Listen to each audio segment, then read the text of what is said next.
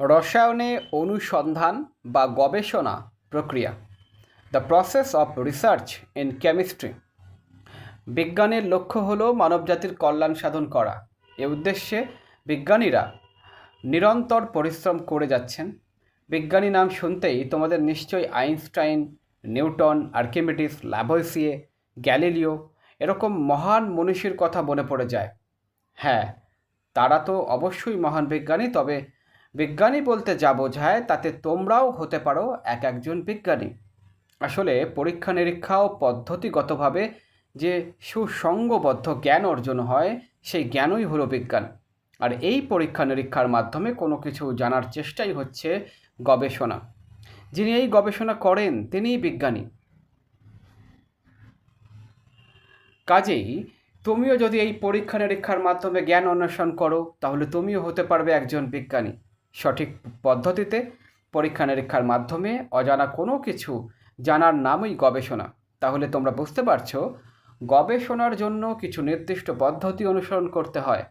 রসায়ন গবেষণারও পদ্ধতি রয়েছে।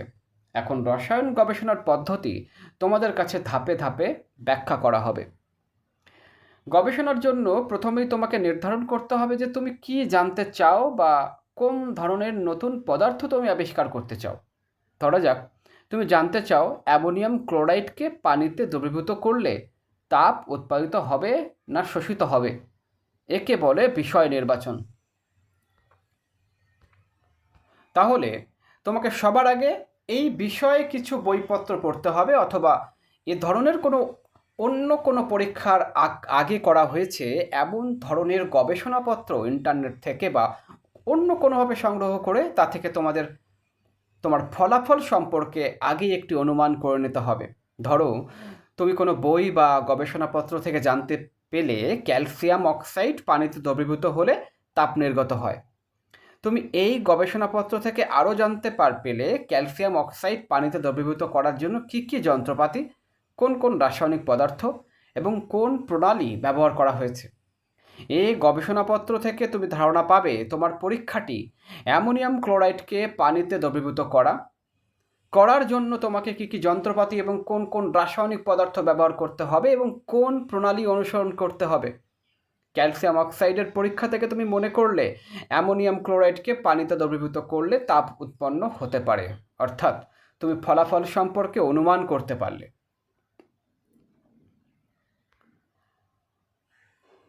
ক্যালসিয়াম অক্সাইডের পরীক্ষা থেকে তুমি ধারণা পেয়েছো যে তোমার এই পরীক্ষাটি করতে বিকার, পানি, অ্যামোনিয়াম ক্লোরাইড, থার্মোমিটার, কাচের তৈরি রড, ব্যালেন্স, নিক্তি ইত্যাদি জিনিস লাগবে। পরীক্ষাটি সম্পন্ন করার জন্য প্রথমে বিকারে পানি নিতে হবে, এরপর থার্মোমিটার দিয়ে পানির তাপমাত্রা মেপে নিতে হবে। তারপর সঠিকভাবে ওজন করে অ্যামোনিয়াম ক্লোরাইড বিকারের পানিতে যোগ করতে হবে এবং কাচের রড দিয়ে সেটুকুকে নেড়ে দ্রবীভূত করতে হবে।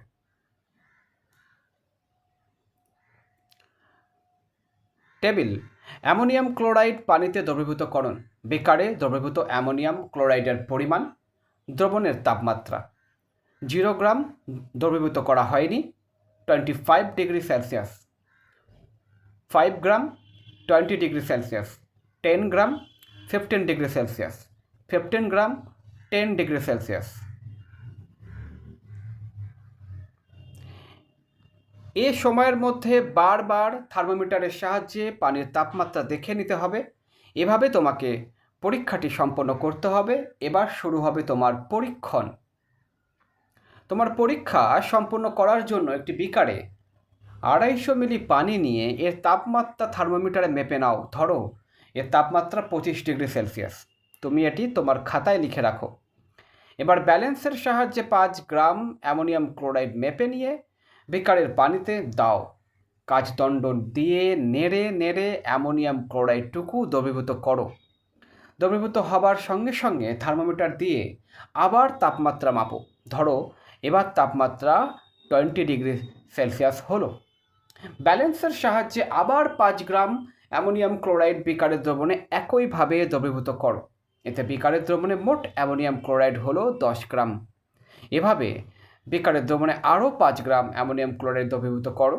তৃতীয়বারে বিকারে অ্যামোনিয়াম ক্লোরাইডের পরিমাণ হলো 15 গ্রাম এবং ধরো এবারে দ্রবণের তাপমাত্রা হলো 10 ডিগ্রি সি। প্রতিটি ধাপে প্রাপ্ত তথ্য ডেটা খাতায় লিখে রাখো এবং প্রাপ্ত তথ্যগুলো বিশ্লেষণের জন্য একটি তালিকায় লিপিবদ্ধ করো। তথ্যগুলো কেমন হতে পারে সেটি টেবিলে দেখানো হলো।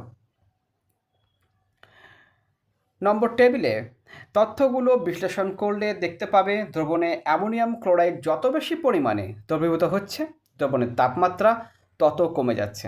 এর থেকে তুমি সিদ্ধান্ত নিতে পারো যেহেতু পানিতে অ্যামোনিয়াম ক্লোরাইড দ্রবীভূত করলে দ্রবণের তাপমাত্রা হ্রাস পাচ্ছে, তাই এখানে অ্যামোনিয়াম ক্লোরাইড পানি থেকে তাপ শোষণ করে দ্রবীভূত হচ্ছে। অর্থাৎ ফলাফল রেজাল্ট এই যে অ্যামোনিয়াম ক্লোরাইড পানিতে দ্রবীভূত করলে তাপ শোষিত হয়। উপরের পরীক্ষা সম্পন্ন করতে তুমি যে সকল ধাপ অনুসরণ করলে সেগুলোকে ফ্লো চার্ট বা প্রবাহমান তালিকার মাধ্যমে নিম্নরূপ দেখানো যায়। চিত্র: রসায়নে অনুসন্ধান বা গবেষণা প্রক্রিয়ার বিভিন্ন ধাপ। বিষয়বস্তু নির্ধারণ: বই বা পূর্বের গবেষণাপত্রের সাহায্যে বিষয়বস্তু সম্পর্কে কিছু ধারণা নেওয়া। প্রয়োজনীয় বস্তু বা যন্ত্রপাতি পরীক্ষা প্রণালী নির্ধারণ। পরীক্ষণ: তথ্য সংগ্রহ ও তথ্যের বিশ্লেষণ। ফলাফল নিয়ে আলোচনা। রসায়নের পরীক্ষা বা গবেষণার জন্য সাধারণত উপরের ধাপগুলো অনুসরণ করতে হয়।